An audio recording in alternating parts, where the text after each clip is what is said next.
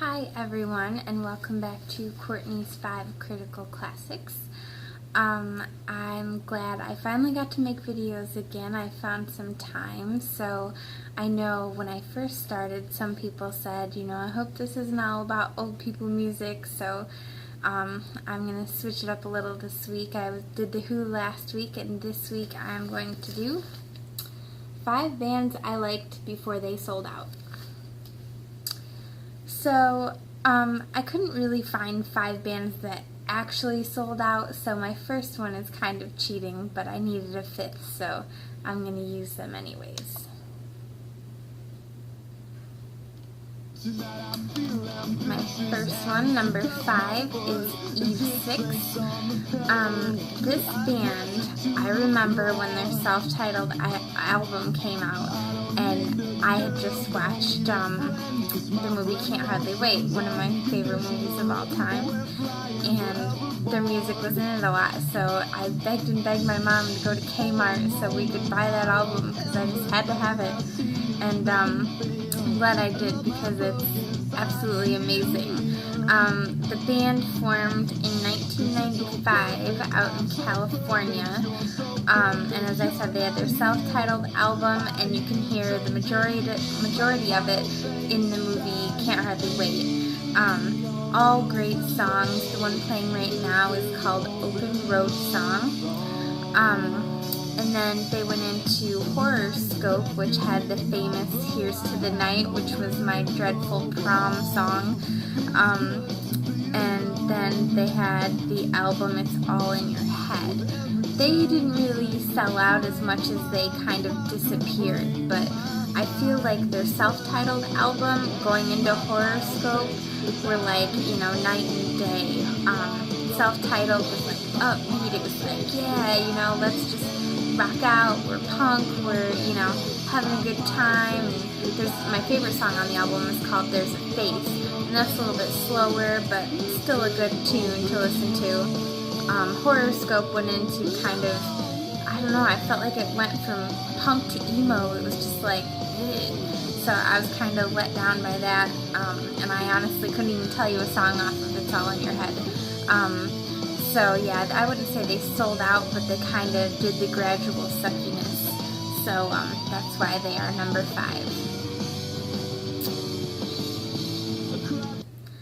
Number 4 is Silverchair. This band came out in 1992 from Australia, and playing right now is probably their most famous pre-crying song called Tomorrow off of Frog Stomp, and I can't think of their lead singer's name, but I think he was only like 15 when they recorded this, and it was just such a kick-ass album. It was just, very grunge, very punk kind of sound, and it's kind of funny because I'd kind of forgotten about Silverchair, and then a guy I was with at the time said, oh, you gotta hear this album, Diorama, it's great, and I heard it and I was like, who are these guys, and why are they crying so much, why are they so sad, like, life is not that bad, and oh, it's Silverchair, and I was like, wait, the same Silverchair, like Frog Stomp Silverchair.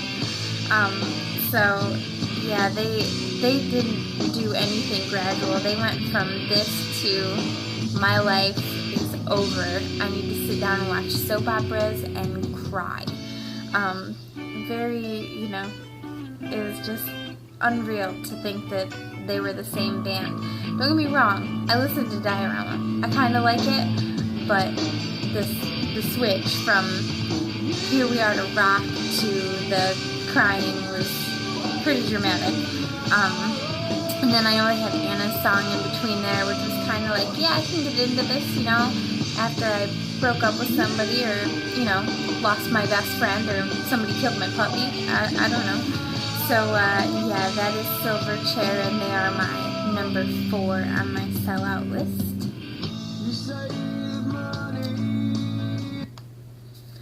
Number 3 is Train. This band came out of San Francisco in 1993. and their lead singer, Pat Monahan, actually started out in a Zeppelin cover band, so, you know, bonus points on my list. They have their self-titled album, which I do believe this one is off of. It's called Idaho. Then they went into Drops of Jupiter, which is another one of my favorites. And if some people don't like Train, you know, if you're a rock person, you might say, Train, really? Come on, Courtney. But they're very talented, especially lyrically. I mean, I think their music is kind of plain Jane. You know, there's nothing, fabulous about it. But lyrically, they're absolutely phenomenal in my eyes. So, they had Drops of Jupiter, and then they went into My Private Nation, which is also a good album. I think maybe they have a negative rap for the singles that they had out on the radio, but if you really dive into those albums and, you know, skip over all of the popular songs, you might find that you were like, hey, you know, why wasn't this on the radio instead? Then after My Private Nation, it was For Me, It's You, and that was kind of, you know, the beginning of the end. They had a couple good songs on that album, but you could tell it was like, no, don't go that way. You know, it's kind of like, you know, you see the baby looking at you and looking back, and they're like, should I not, should I? It's like, don't do it, you know, don't go over to the dark side, come back to me.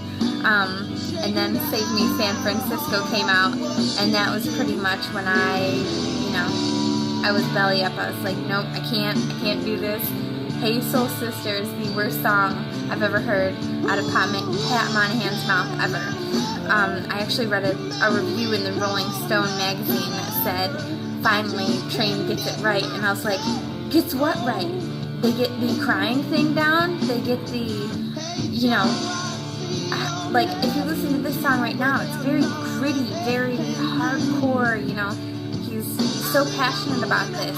And then he, like, all of a sudden lost his pair and just went into, you know, let's sit down and sing Kumbaya, and it was a very angry time for me because I had high hopes for Pat Monahan.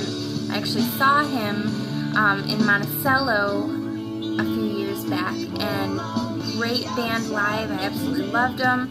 I was really hoping for a Zeppelin cover, which, if you want a good YouTube video to watch, go ahead and search Train Ramble On. Great song that they did live, and they also mixed in a little Lou Reed, and it was just a great, I wish I could have seen that, because when I saw them, they covered Umbrella by Rihanna, and all my friends with me kind of looked at me, and they knew how angry I was. They didn't even have to look. I was just like, you kidding me? You do a cover, and you're not even going to do Zeppelin for me? What the hell? So yeah, Train. Not a fan of their transition into shittiness.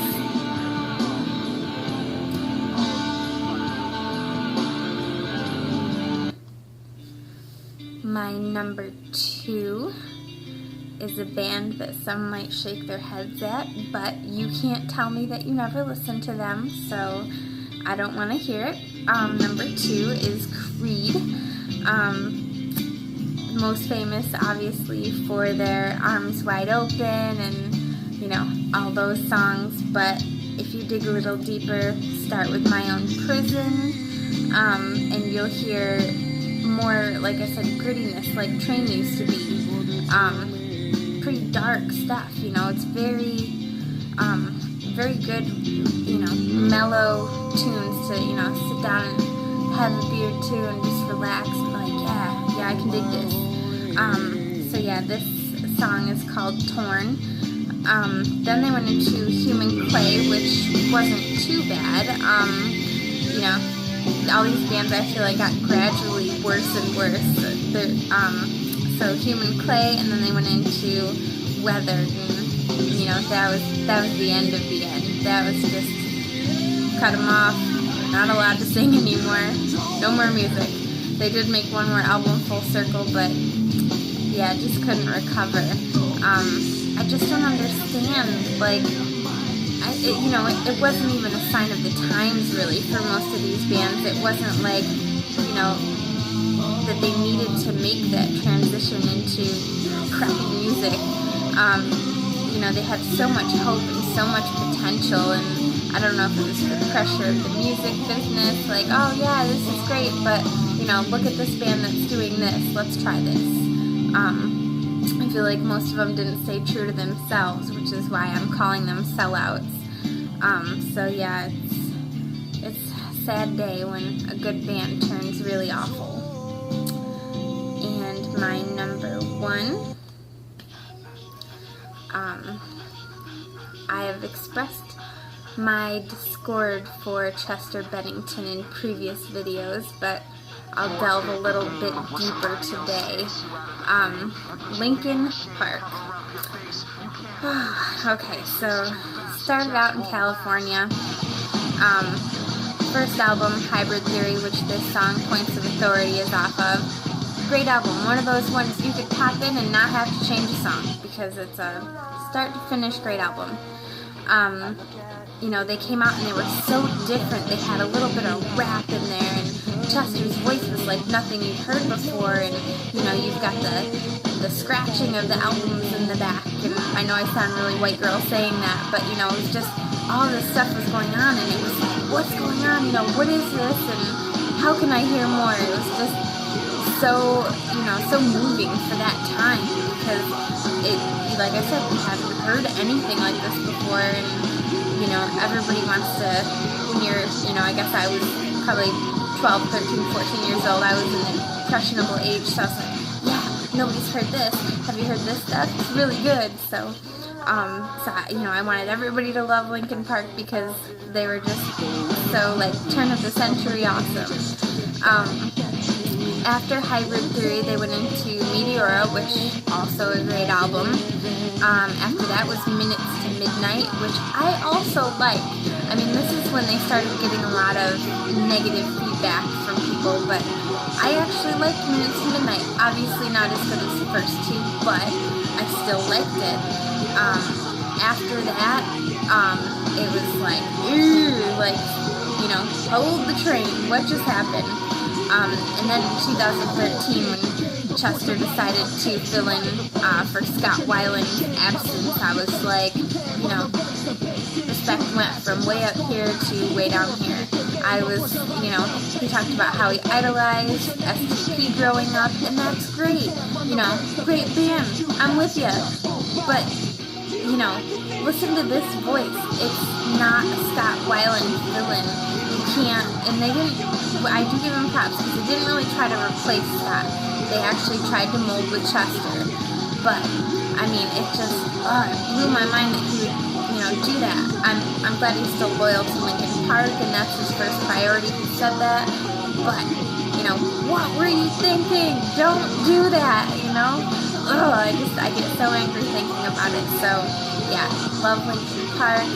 Glad I feel like they're finally with this most recent album.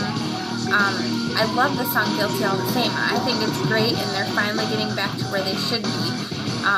So props to Linkin Park for finally getting their act together. So that will conclude today's 5 Critical Classics. Love to hear your feedback, and I will see you next week.